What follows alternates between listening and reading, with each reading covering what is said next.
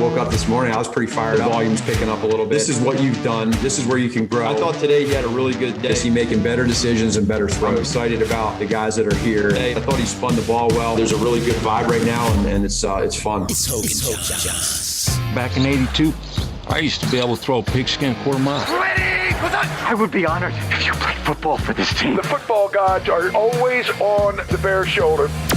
Go Bears! Boy, that escalated quickly. From NBC Sports Chicago, it's Adam Hoge. Are there any signs that there's a bigger issue of disrespect? Is Jordan Love bad? And from The Athletic, it's Adam Jahns. It's clear to me that they're going to make him earn that left tackle spot. There's some good signs there. It's okay to be excited. It's The Adams. The Adams converge. Hoge Jahns. And we are underway. What's up?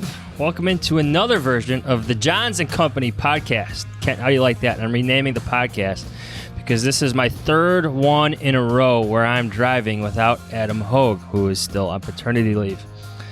No, still Hoge Jahns. We still miss him. He is, again, enjoying his paternity leave with his daughter, Olivia. This is Hoge Jahns. I am Jahns. Today's guest, though, is a good friend of the podcast. This is Zach Pearson. Say hi, Zach. Hey, how's it going, guys? Thanks for having me on today. Zach is one of the youngest guys on the beat. You can read him at bearreport.com. I think it's part of the 24/7 Sports Network, right? Correct, it is. Correct. It's good to have him here. We walked out to practice together. We got to see football for a couple hours today, so a bit different than the OTAs where it was just an hour and a half, about 2.5 hours. All the big names were there, but one. We'll get to him later. Before we talk about all that, you know the deal. Read me at theathletic.com. Follow me at Adam Jahns, Jahns. Read Adam Hoge, NBC Sports Chicago. Follow him at Adam Hoge, Hoge. You could check out our shirts at obviousshirts.com. You can watch us on YouTube. Hit that subscribe button. And you can listen to us wherever you get your podcasts. Please rate and review us if you can. It helps us out a lot. All right, Zach. We got to begin with the big absence, right? It's the only place to start. So let me just ask it this way. What do you make of Eddie Goldman's, his absence at veteran minicamp when Matt Nagy made it very clear that it was unexcused? Yeah, it was a little shocking to me because from what we've heard all offseason, whether it's Sean Desai, Matt Nagy, even position coaches, was they fully expect Eddie Goldman to be back. Now, I can understand the absence the last 2 weeks for OTAs because those are voluntary, but the mandatory, I expected him back, and it was a little shocking not to see him out there. I think the key is what you said was it was not an excused absence for Matt Nagy. So that kind of raises a little concern in terms of him being there the next couple of days. I wouldn't expect it. And now training camp in July, because we're just a month and 2 weeks away from training camp. I would just be a little concerned if I were Bears fans in terms of not having Eddie Goldman there. It's kind of just a storyline we'll have to wait and see. And now it's a new storyline that we kind of have to focus on here in the offseason. All right. Again, this is Zach Pearson from the Bear Report. You can follow him at Zach_Pearson. That's Pearson. Make sure you check him out on Twitter. Make sure you check him out on the Bear Report. So you want your starters there. You don't like having to talk about this continuously when your starter's out there. And I don't know if this is a contract thing.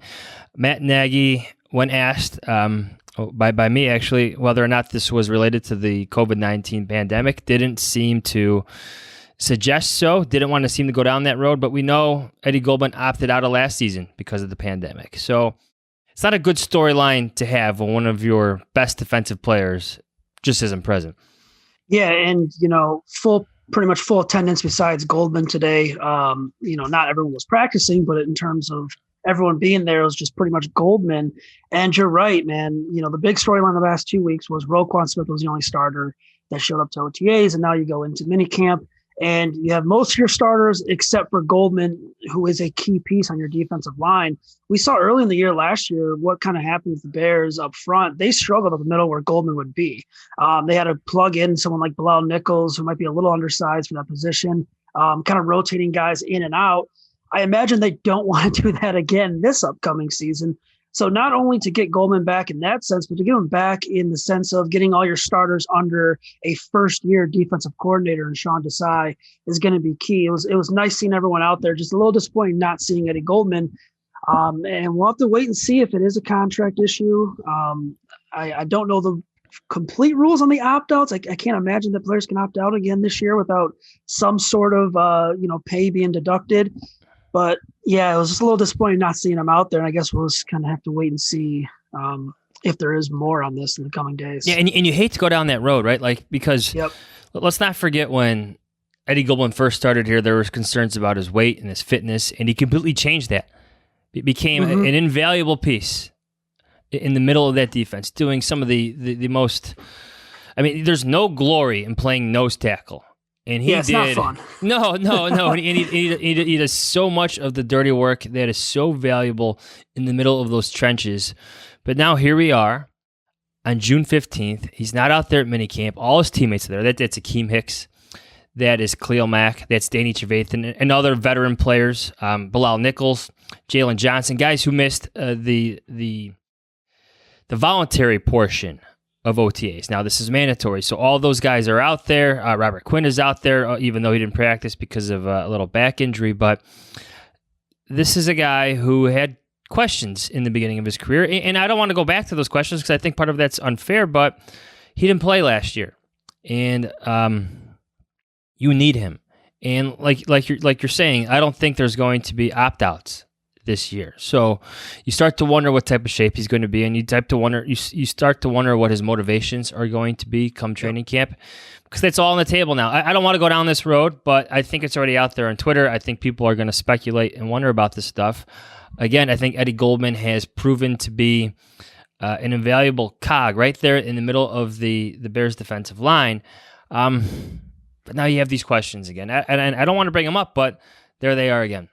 And they're fair questions, too. When you look at the Bears' defensive line, it's not as deep as it has been in years past. They lost Brent Urban last year. They lost Roy Robertson Harris. And they did bring back Mario Edwards. You get Bilal Nichols back, Akeem Hicks. But that main cog in that defensive line is Eddie Goldman. He, like you said, he's the guy that it's not fun playing nose tackle, but he seems to enjoy it. He seems to be really good at it. And, we saw last year again, it's just you can't just keep on rotating pieces in and out, even if you have, a player like Akeem Hicks or even a player like Bilal Nichols who took that next step.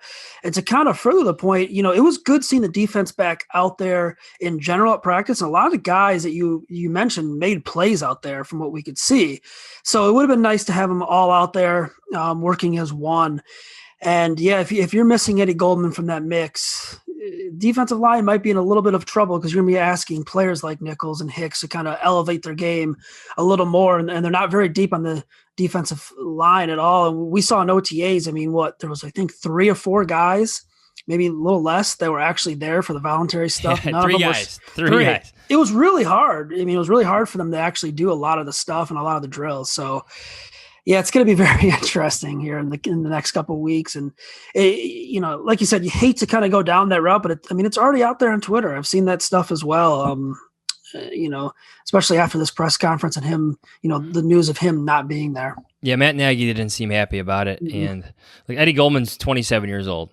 So there's still a lot of good football left in him. I think the Bears still strongly believe that, so that they want him back. And I think, you want your guys there. This is extra practices with a new defensive coordinator, and I thought the energy was pretty, especially from the defensive players. It wasn't there earlier in those OTAs that were open to us.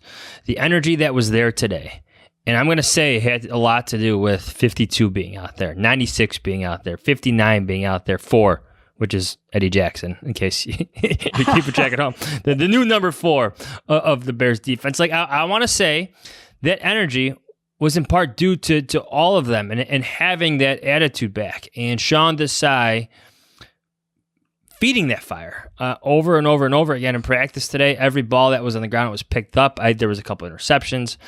It just seemed to, you want Eddie Goldman to be a part of that, but just removing Eddie Goldman for the conversation, at least now, that was good to see, especially for a young defensive coordinator, Sean Desai, to have that. I think it started in the press conferences before practice too. Before, Jimmy Graham went, you saw Eddie Jackson kind of peek his head in there, and Jimmy joked, "Hey, do you want to talk to Eddie?" And then we got to talk to Roquan, and Roquan praised Sean Desai. He talked about, being the only starter at the mini camps and, how he wants to get better.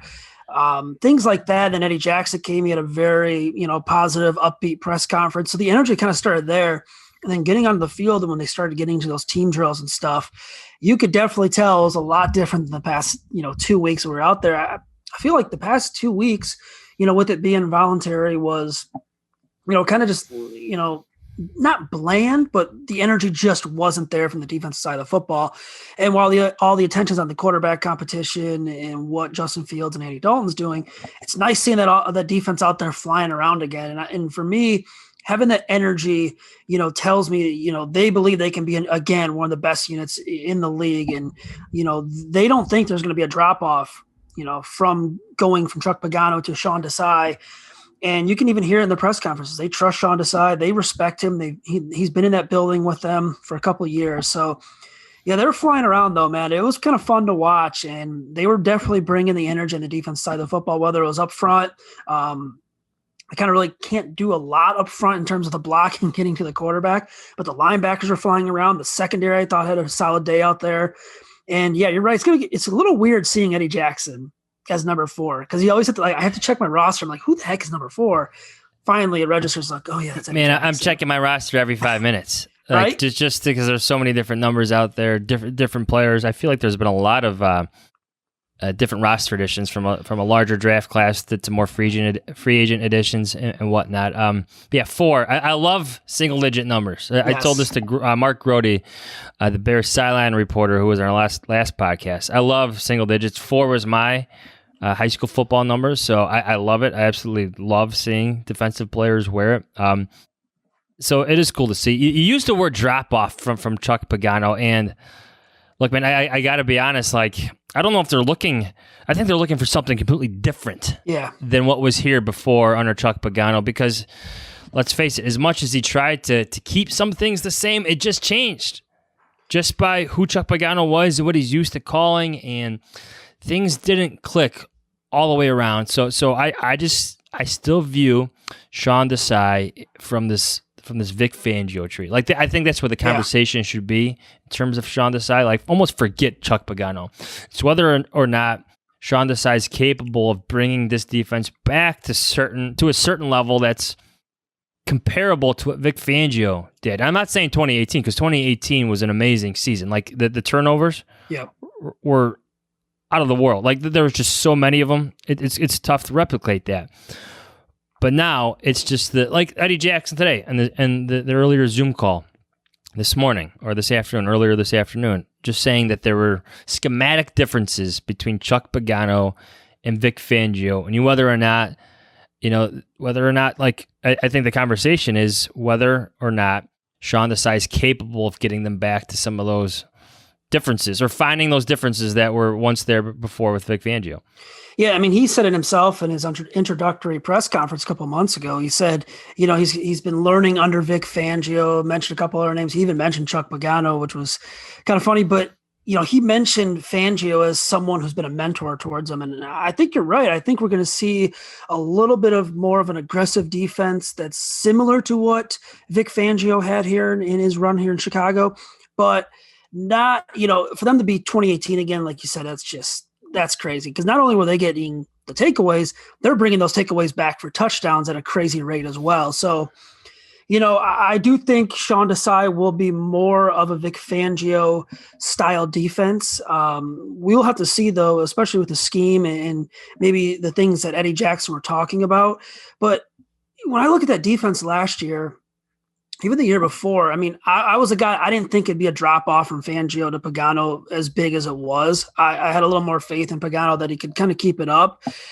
They had their moments, but they also had the moments where you kind of questioned, why are they playing, off coverage and not really, why are they playing 10 yards off when it's 3rd and 4, 3rd and 5, and they give up a first down. So I hope that's not something Sean Desai kind of took with him in his back pocket, and nothing against, Chuck Pagano or anything, but maybe you want to see Desai use his players' strengths more to their advantages. Blitz a little more, maybe use that press coverage as a guy like Jalen Johnson, stuff like that. And, the safety position for me, I think is really going to be the key. Can Eddie Jackson, he's had a down year now last season. Can he bounce back and have a big year going into this season? And if he can, I think his defense will be a lot better. I think Eddie Jackson kind of hinted at it earlier today as well. That Fangio defense is predicated on disguise. Yep. Like, a lot of times they're only going to rush 4, but you don't know who the 4th player is. Mm-hmm. And they don't show that card to the very end where it's almost too late for the quarterback to identify him because you're already after the snap and there's chaos coming. Like, the offensive line can't go through their checks and all that stuff because it's after the ball is snapped. It's holding their cards to the very last second. Vic Fangio's defense has excelled at that. I think Jean Desai will as well. We got to ask you about the quarterbacks. Andy Dalton was better today. Yeah. Like he was as much of, like, we'll get to Justin Fields in a little bit, but Andy Dalton, for all 3 quarterbacks being out there, Nick Foles was one of the quarterbacks out there as well. He joined the Bears in veteran minicamp. Like, Andy Dalton, especially when the Bears got the team drills, was the better quarterback today. Now, it helps to play with better players, but he's also facing better players. Some of the Bears' best defensive players. They're starters. They're back now. He was good. Yeah, he was definitely more consistent too. I mean, from start to finish in those team drills, I thought, he was definitely the better quarterback. Just watching him, it feels like, he's still learning this offense. It's still kind of a work in progress, but he looked a lot more comfortable this time than when we saw him last Wednesday when he was, turning it over a couple times. And he kind of just looked, bothered last week in a way where he could never really get into a rhythm. And I think today we saw he got into a rhythm. He was hitting throws all over the field, deep, short, intermediate, hitting a variety of targets. He was just very consistent and he took a step forward for me today because this could be the storyline all offseason. It's going to be Fields versus Dalton. And last week, I tweeted out, I said, I thought Justin Fields, from what we could see, had the way better day, and it's like blows up. And then when you tweet about Andy Dalton, it's kind of like, oh, okay. They don't want to hear that. Nobody wants to hear about Andy Dalton having a good day or bad day. Oh, they want to hear about bad days because that means Justin Fields is a bit closer to getting on the field. Exactly. And, while Andy Dalton's not the starting quarterback, that's more of like the sexier pick. Obviously, everyone wants to see Justin Fields. We can't not report what we see and not, tell the truth because, he just was. He was better today. I thought he had a throw to Marquise Goodwin. I think it was early on in team stuff that was just right on the money. And I think he's got some confidence now. And I'm all for a quarterback battle, and I hope both are on top of their game because that'd be a very fun training camp compared to last year when it was kind of like, it felt like there was never many days where Mitch and Foles were just duking it out, just each one. Like maybe one day. Yeah, maybe like there's that one like red zone drill where they're both firing away, but you never felt like – I always felt that Trubisky eventually gained a comfortable lead in their evaluations. Yeah, and, he jumped out to that lead, and I think Foles maybe had 1 or 2 really good days, kind of making it a little closer. It just never was one of those days where it was back and forth. I think we could get some with this quarterback battle. But, today was definitely a good day for Andy Dalton and a step in the right direction for him. I think this is where we have to almost inject what Matt Nagy said today because it was Mark Silverman from ESPN 1000 who pressed him a bit on that dynamic, that Dalton Fields dynamic. Yep. And Matt Nagy reiterated strongly that Justin Fields is the number 2 quarterback. Andy Dalton is the starter. And while they want them to compete, and they will compete, this is Andy Dalton's job for the foreseeable future. And I think you saw times today where Matt Nagy calls him back to a huddle. This is Justin Fields running a huddle and calls him back to fix things. We saw Justin Fields drop another snap. We saw Justin Fields get intercepted on a deep ball down the right sideline. There are mistakes being made. And yes, he may be more NFL ready than Mitch Trubisky, but there's still things the Bears want him to get through, preferably on their practice field, before they throw him in a real game. Yeah, and those mistakes, they can happen in practice. And if they're going to happen, you want them to happen early so he can learn from them and get it out of his system. And, to the point of Andy Dalton being the starter, I mean, it's true. We saw the kind of the report today, the quote out that, there's really no chance that it'll be Justin Fields as a starter. I don't know. I think the whole situation is Matt Nagy's ideal plan is Andy Dalton comes in, plays well. Justin Fields can sit and learn, and he can learn from Nick Foles, whether he's here or not, come regular season, and kind of get that information. And not only, the experience on the field, but kind of the off the field stuff that he has to process as well. Andy Dalton, I mean, is going to be the starter right now, and Matt Nagy reiterated that today. And I thought, it was a pretty powerful quote because you could kind of tell, I don't know if you can feel it. I think Matt Nagy likes talking about the quarterbacks. He doesn't like talking about who's number one, who's number two. He kind of hates to answer those questions, but it has to be thrown out there. So, yeah, I mean, right now, Andy Dalton's definitely the QB1. He's going to get those reps QB1. Doesn't mean that Justin Fields can't overtake him. And, maybe you agree or disagree with me on this. I think they're going to set the bar so high for Justin Fields. It's going to be very, very tough for him to win the starting job out of training camp just because they set that bar so high because of their plan and this plan that they've told us since the night that they drafted him. Yeah, absolutely. 100% agree with you. I think one way to articulate this is that the Bears have this plan laid out for Justin Fields. It's on Fields through his own play, through his own development off the field as well, to change that plan. And the Bears are completely open to that. But it's on Fields to change it. Like, if he plays his way onto the field, then so be it.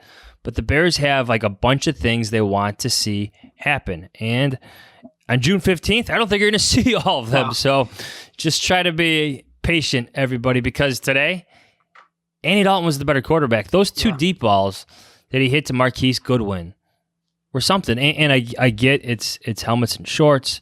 I get the degree of difficulty in those was a tad bit higher because of the starters are out there, like Eddie Jackson's out there and whatnot. But I think you see a change. I don't want to say a change of mindset, but Matt Nagy loves that. Like, if Andy Dalton can hit those throws too, like, he's going to be on the field. He's going to be your starter because the Bears have added speed. Starts with Goodwin.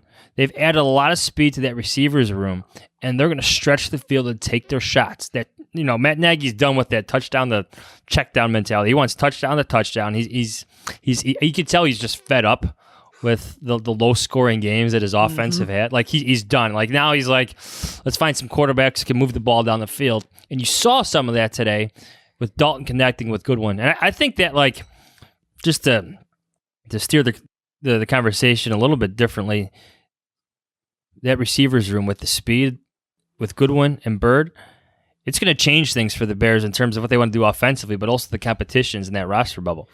Yeah, the wide receiver competition is going to be a blast to watch this offseason throughout training camp. I mean, they have some speed finally. And to go back to your point, I mean, in training camp, in offseason practices over the last couple of years, I think we've seen more deep balls completed in rookie minicamp, the OTAs, and already a minicamp that we have in like the last 3 years. They just haven't been as accurate, whether it's been, Trubisky, Daniel, or Foles.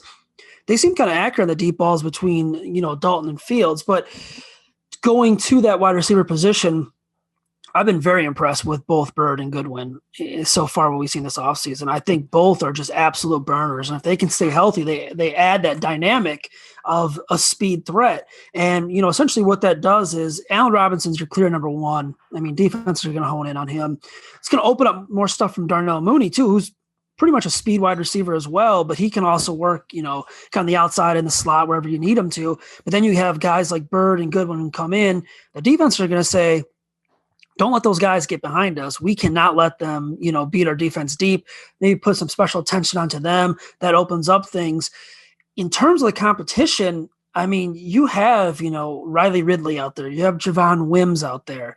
Thomas Ives is still out there. And when Daz Newsome gets back, he'll be out there as well. Anthony Miller, there's going to be 1 to 2 odd men out. And I think it's going to shape up for a really interesting competition in training camp. Will they want to keep Javon Wims and Riley Ridley? How much special teams value do they offer as well? That's another area. They lost a lot on special teams, and they have some spots open at kick returner and punt returner. Maybe a couple rookies can win those jobs. It'll just be very interesting to see how the additions of Goodwin and Bird and their speed kind of impact this training camp battle at the wide receiver position. And if maybe, Javon Wims and Riley Ridley, they ran out of chances. I don't know. We'll have to see. Well, eventually, yeah, those chances run out, right? And I think the additions, it's just notable because the Bears made a concerted effort to find more speed, to find more playmakers, to find another kick returner. They have that. To find another punt returner. They have that with their rookies. And then they added speed through free agency that goes into the receivers room. So that effort alone creates a roster bubble. That like you see that. And you're on the roster and you see more guys like another guy. You should be worried about your job because the Bears just made a concerted effort to change the room that you work in. So you better be scared. You better fight for your job. Yeah, I mean, really, who's safe in that wide receiver room outside of Allen Robinson and Darnell Mooney? I mean, Anthony Miller, still questions around him. And the veterans, I mean, it's not even a guarantee that, they keep all the veterans that they brought in at the wide receiver position as well. So, yeah, and I think Mike Fury loves this competition too. He's always one of the more like animated coaches out there when we get to watch them. And, if you've listened to him over the years, he's always talked about competition. He's been hard on a few guys, with Anthony Miller.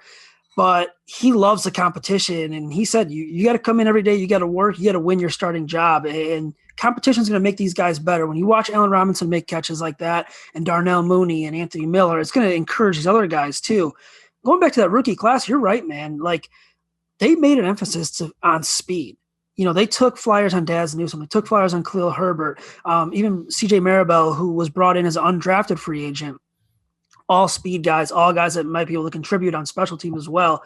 And not only speed, but like with Newsome, I think he's more quick too, which is also a nice bonus to have, in a rookie. And yeah, it's going to be fun to watch them in training camp. Yeah, and then you still have Allen Robinson. He was out there today. Looks like Allen Robinson. Oh, man. Jimmy Graham is out there. You have Cole Kmet, who seems to make every other catch out of that Bears offense. Like, this is continued since OTAs. I just feel like you just keep making notes of Cole Kmet like sightings. And again, we didn't have the greatest vantage point today from where we were standing, but there he is, making catches, making plays. Cole Kmet coming around. Yeah, he's by far been probably the top offensive player in these last couple of weeks with the OTAs and minicamp. And like you said, man, I'm just looking at my notebook right now. There's already 3 to 4 notes about Cole Kmet making plays. And, having Jimmy Graham as your primary receiving tight end, but also having a guy like Cole Kmet, if he can take that next step, which so far is early, looks pretty good. Looks like he is going to be that player that they want him to be. Tight end position for the Bears might be a strength going into this year, and it's been a long time since we've been able to really say that, especially the debacle, a couple of years ago, they had like 9 tight ends play, and none of them made, had over 100 yards receiving. It wasn't quite like the kicking derby, kicking competition we watched, but they did have a bunch of guys in here. Yeah, like 2 years ago, at least 9 or 10 tight ends, and more guys came after other guys got hurt. I remember that. Yeah. I mean, and adding that dynamic to the offense, and for Kmet, he's got to be that kind of hybrid tight end in a way where he can block, he can catch, he can be a factor. You want to be able to line him and Jimmy Graham up on the field at times as well in your packages, in their respected spots. But yeah, Cole Kmet, man, no matter who's throwing the football, he's looked pretty dang good. And it's not only that, but what I've kind of noticed is, he's always been a tough guy to me, but when he's making those catches, it's boom, right up the field really quick. And he's really securing the football too. 2 hands on the football, making sure no one can punch it out. I think he'll take a big step forward this year, and early signs look good for that. Yeah, before you go, Zach, just going back to those deep balls, I feel like there's been an emphasis on them so far, starting in OTAs, those open practices that we saw, and then today, like almost immediately in their first team drills. Again, there's Andy Dalton going to deep to Marquise Goodwin for a big gain. We couldn't see the exact yardage, but over 50 for sure. Marquise Goodwin gets up and flexes. Matt Nagy loves that. Yep. I feel like that emphasis is going to be so important in terms of evaluating what happens at quarterback, because Justin Fields can make them. Didn't make many of them today, but if Andy Dalton can make them, like that keeps Andy Dalton on the field. And Matt Nagy, well, he sort of wants that, but he loves those deep shots, especially when they're connected on. Yeah, and dude, watching Justin Fields in college, his college tape, some of his best throws are on the money, deep balls, and a couple of them have been in double coverage. And today, the one he got picked off on, I wanted to say it was a little bit of double coverage. It was tight, very tight coverage for sure. But he can make those throws. He trusts his arm. And Matt Nagy has praised him on that already a couple times this offseason. You're right. The key is Andy Dalton, because he's never really been a notorious guy who's just going to beat you down the field every single time and lead a high-powered offense, especially later on in his career. Did a little bit of it last year with Dallas. They have so many good weapons: CeeDee Lamb, Amari Cooper, Michael Gallup. But yeah, that's certainly been an emphasis. And it feels like we've seen not only more deep shots taken in practices this year early on, but more completed. Yes. I mean, last year we'd see the ball landing 5-6 yards in front of the wide receiver who was tailing down the field wide open from either guy, either Trubisky or Foles, or maybe sometimes underthrown as well. I do think, it has been a point of emphasis for Matt Nagy. He wants that explosive offense. He doesn't want these short, dink and dunk 5 to 6 yard plays all the time. And, I don't think, as much as fans want to believe, I don't think Matt Nagy loves calling screens as much as he has had to in the past. I think not having a true deep threat and not having a consistent offense that can move down the field and be explosive and high powered, it has forced him to kind of do that. I think now with these two quarterbacks, especially if Dalton can stay with this accuracy that we saw today and connect on these deep balls, I think it's going to open up a lot more. Maybe those screens will start to work, because let's be real, man. I don't think many secondaries respected the Bears' deep balls over the past couple of years. And, really they only had one true threat, and that was Darnell Mooney. Taylor Gabriel was here, but couldn't really stay healthy all the time. I think defense are going to have to kind of start to respect things a little more in that sense. And when you get those deep passes, man, it just opens up more and more for your offense. And I think they got the speed guys to do so. I'm looking to see what Daz Newsome kind of adds to that mix as well. Because I think absolutely in the slot. Yeah. Yep. And I think he's got, you mentioned Goodwin got up and flexed a little bit. I'd love to see, Daz's personality is awesome. Kind of get that energy going more into training camp on the offensive side of football. And you're right. It opens up things for Allen Robinson. It opens things up for Jimmy Graham, Cole Kmet, and those guys bring tons of energy, as the Bears' best two tight ends. And all the better. I don't mean to be making too much out of this, but I do feel like the attempted deep balls, the amount of them has been notable. Yep. The amount of connections on them, the actual completed passes on them is notable. And also, the distance, the separation between receiver and defensive back is notable as well, because you saw Goodwin, at least in the second deep ball today, have at least 4 or 5 steps on the guy. Throw was right on the money. Another touchdown pass for the Bears. That felt, again, the word is notable because we just haven't seen a lot of it over the past couple of years. Yeah, it's almost shocking too. I forgot who was talking. I think it was Sean Hammond who's out there as well. I think I was like, man, I've never seen this many deep attempts actually land in the hands of wide receivers and on the money. You're right. I just, Goodwin, he's always had that. He's always had that speed, the route running ability. He's never been able to stay healthy. If he can stay healthy, he's a very good option, a very good weapon for this offense. Yeah, I just, I feel like Matt Nagy really wants to really finally get his offense how he envisions it. And this might be his first chance this year. Maybe he's saying, hey, I just have to go for it no matter what. We'll just add this in. If they can hit him, they can hit him. If not, we'll just have to kind of go back to what we've been doing. It's not ideal. The offense struggled last year, but opening up the offense is going to rely definitely on the deep ball. As you mentioned, Cole Kmet gets involved. Jimmy Graham gets involved. Allen Robinson, Darnell Mooney. I mean, Darnell Mooney can get even better, which is kind of scary to think too, because what you're going to get from Allen Robinson. You're going to get a bona fide number one wide receiver who's going to make contested catches. He's going to be open. And just getting anything from Darnell Mooney and Anthony Miller is definitely a bonus in this offense. Zach, awesome stuff. Great stuff. Appreciate it. Thanks for joining the podcast. You can follow Zach at Zach_Pearson. You can read him on the Bear Report. Zach, man, thanks for coming on. Thank you for having me on, Adam. I really appreciate it. We all know that dads are notoriously hard to find gifts for. What do you get the guy who always insists he's got everything he needs?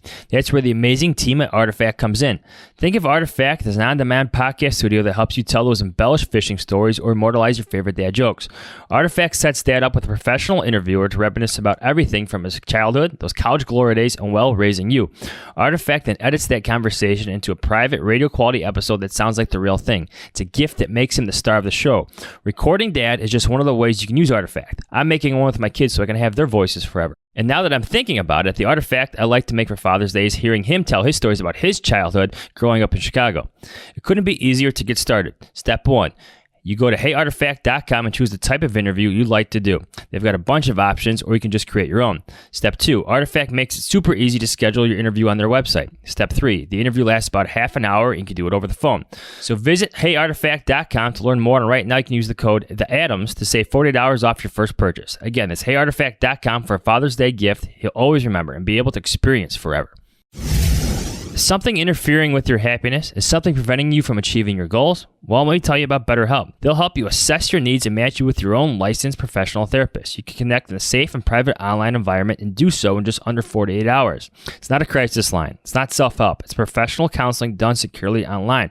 You can send a message to your counselor anytime. Plus, you'll get timely and thoughtful responses. Plus, you can schedule weekly video or phone sessions as well. The service is available for clients worldwide. Find the particular expertise you need online. Don't limit yourself to counselors located near you. Licensed professional counselors specialize in depression, stress, anxiety, relationships, sleeping, trauma, and much more. Anything you share is confidential. It's all convenient, it's professional, it's affordable. In fact, so many people have been using BetterHelp, they're recruiting additional counselors in all 50 states. So if you want to start living a happier life, as a listener, you get 10% off your first month by visiting our sponsor at betterhelp.com/Hoge. It's Hoge. Join over 1 million people who have taken charge of their mental health. Again, it's betterhelp.com/Hoge. All right, now it's time to move on to the Q&A portion of our podcast. I've actually enjoyed doing these without somebody to talk to in Adam Hoge every podcast. So bear with me. But first, I got a special kind of an announcement on this. So on Thursday, I'll actually be answering more of your questions exclusively for our Apple Podcast listeners. You can subscribe there for $1 per month, which gets you access to all of our bonus episodes that Hoge and I do. We actually have a few there right now. But not only us, all of the Athletics podcasts are on there as well. All their bonus episodes are there as well. So be sure to check those out because we'll be doing those a lot this year. But now, your questions. All right, a lot of questions here about Robert Quinn and his back injury. This is from Roberto Foster on Twitter. How much of a concern is it that Quinn came into camp banged up? I think it's always a concern when your highly paid pass rusher who produced only 2 sacks last year, who didn't have a normal offseason program last year, is now missing part of the program this year because of a back injury. He obviously didn't take part in the voluntary portion of OTAs. He wasn't on the field, and now here he is on day 1 of the 3-day mandatory minicamp, and he's not out there. Not good, especially at his age. You just need more bang for your buck with Robert Quinn. So I'm not going to use the word alarming, but it's definitely not a positive development for a guy you're really counting on to produce for you as one of your, again, highly paid pass rushers opposite Khalil Mack. You're going to turn your attention to other guys like Travis Gibson in terms of providing that if Robert Quinn can't give that to you. So, yes, definitely not good. Roberto, thanks for your question. This is from Caption on Twitter. How deep does running backs look? Artavius Pierce, Khalil Herbert. Who is more likely to make the roster? It's Khalil Herbert, and I don't think there's even a question about it. Artavius Pierce is on the bubble. I did a 53-man roster projection a couple weeks ago. I didn't have Pierce on it. I had Herbert on there. I think Herbert's going to be your number 1 kick returner this season, at least right now. Again, June 15th, a lot of things can change, but just in terms of what we've been seeing thus far, at this point in the offseason program, I think Herbert, the rookie, is going to be the Bears' number 1 kick returner. Again, that could change with an injury or two come training camp, but Herbert seems like a lock to make the Bears roster, where Pierce is behind David Montgomery. He's behind Tariq Cohen. He's behind Damian Williams. And in a way, he's probably behind Ryan Nall a little bit too, because Nall is more of your H-back, fullback type of guy. He just brings a little bit more, even on special teams as well. Then you have Herbert coming in, the draft pick, who's also, potentially your number one kick returner. So I think Pierce is definitely on the bubble. How did Jenkins look versus Mack? This is from Bear Brain on Twitter. How did Tevin Jenkins look versus Khalil Mack? I want to see this battle in training camp. From our vantage point today at practice, we couldn't see much, especially when it came to individual battles like this.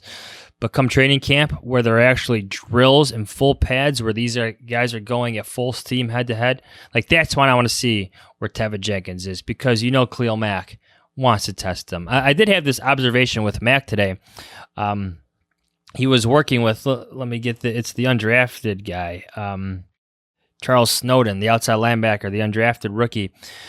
He was working with him kind of off, I don't want to say off on the side, because it was kind of a different portion of a team drill, individual drill in terms of positions. He was teaching him a few things in terms of how, hand placement and whatnot. So that's good to see, because you need some of these younger pass rushers to produce. So Khalil Mack, first day on the field, teaching young guys. You just love to see that if you're the Chicago Bears. This is from Furious George on Twitter. Haven't heard much about Larry Borum. That would be the Bears' 5th-round pick, whom the Bears had 3rd-round grades on. How has he been looking in OTAs and minicamp? I saw a lot of him today, actually, especially during some individual drills. That is a big man, and he moves so well. You can see why the Bears like them in the middle rounds, especially in 5th rounds. Pace did tell me for that draft story that they took him inside the draft room. Like, they had 3rd-round grades on him, and you could see some of that in the movements and whatnot. You could see some of the athleticism. You could see some of the nasty. He does bring that in the individual drills, but it's the same thing, just like with Tevin Jenkins. You want to see him in full pads going up against the Bears' best pass rushers. You hope that includes Robert Quinn, but it will definitely include the Khalil Macks, the Charles Snowdens. I mean, these are the guys the Bears have, but you want to see Khalil Mack test the Bears' rookies. I think the Bears will get a good sense of how ready these young guys are to take the field at that point. That comes in training camp. You won't see it every day because things are tempered on some days, but that's what the Bears want to see. I can't wait to see it. I think some fans will be allowed into Halas Hall to see it as well. So I think that's, I think everybody's excited about the rookies, but let's get to training camp to find out more about them. Let's try to find one more here. A lot of questions about Cole Kmet again. Again, listen back to what Zach and I were telling him. A lot of questions about Eddie Goldman. Please listen back to that as well. And people are asking about Justin Fields. So maybe I'll just leave it with this. This is from Bobby M on Twitter. Something Justin Fields. I get the excitement. Today wasn't his best day. Even Matt Nagy, when asked for something noteworthy about Justin Fields' performance today, nothing came to mind. I don't think that's alarming. I don't think that's shocking. I think this is going to be a process for him. And again, the true test won't come when the Bears are in shorts and helmets in the middle of June. More tests will come in the preseason. More tests will come in training camp during live drills. So let's get to there. All right. Another Hoge Jahns podcast is over. I want to thank Zach Pearson from the Bear Report for joining. Again, follow him at Zach_Pearson. You can read me on theathletic.com. Follow me at Adam Johns on Twitter. That's JAHNS. You can read Hoge, Adam Hoge, my old podcast partner. Whenever he comes back, he's on NBC Sports Chicago. You can follow him at Adam Hoge, Hoge, on Twitter. Look for our shirts on obviousshirts.com. Watch us on YouTube. Hit that subscribe button if you haven't yet. And please rate and review the podcast when you can.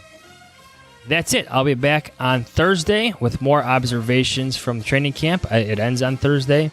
And then we're into the true offseason for the Bears and many other NFL teams. Until then, see ya. Bears.